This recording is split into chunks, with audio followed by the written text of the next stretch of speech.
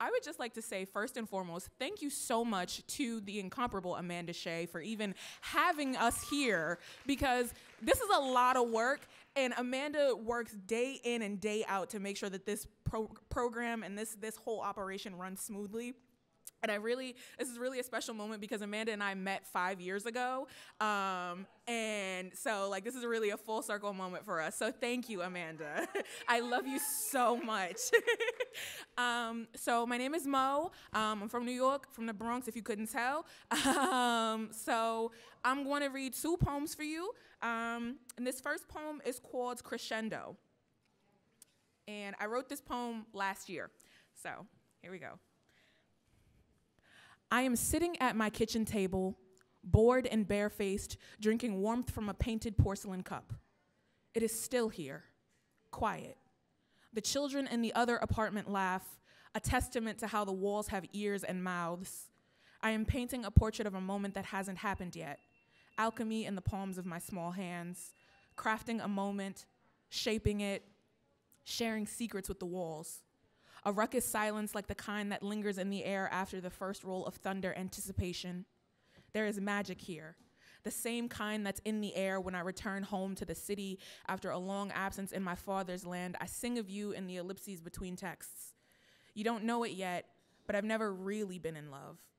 Cupid is pointing his bow at me. His arrow bites into my ripe peach-toned flesh, revealing the pit that is my heart beating, aching, squirming beneath his gaze. Too exposed to have a good hiding spot, but too stubborn to fight it. The speaker is in love for the first time. As if all of her empty and her full collapsed into each other, the lone sound wave crashing into a bubble. The light turns on in her head, and she begins to make breakfast. It is never about the meal, just the company to share it with. The speaker begins to dream again. She steps outside of her body and writes the apple of her eye, poem after poem. This is her offering. After all, what is love if not devotion, if not giving, if not transformative, if not soul-crushing? Thank you.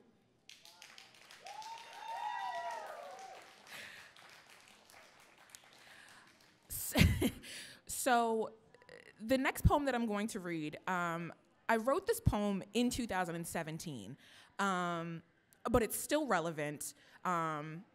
Recently, I took a very personal loss. I lost my best friend over the summer, and I've been, dealing with all of that grief and just trying to kind of come to terms with that. So, Ducky, this poem is for you. Grief as a metaphor. Grief is a body of water, violent and ever-churning, everywhere. Grief is a body, a brown one, heavy and full of water. I've learned that grief is just love with no place to go. I have no place to go. Grief is a late lunch, and most days I don't eat. Grief is a strawberry stain on my white dress, a spilled bowl of cereal, a pair of headphones left on the 4th seat of the D train downtown. Grief is a misplaced Metro card, or worse, an empty one.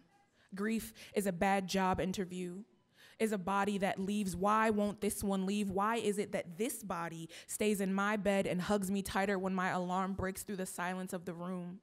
Grief is an unfitting thing, is an ugly thing, is the thing that forces me to close my closet before bed every night. It likes to play dress up with my skeletons, likes to leave its shoes in the middle of the floor for me to trip over when I'm trying to get ready for work. It's why my bedroom is always a mess. It is the half-empty pill bottle on the windowsill. It is the rain. It is a body of water, and I cannot swim. Thank you. Once again, my name is Momo. Thank you. I can be found on Instagram, Twitter, Facebook, all of that as Momo the Poet. And if you find me on TikTok, it's real Momo the Poet because somebody stole my name. So thank you so much for having me. I'm so excited to have been here. Thank you. Good night.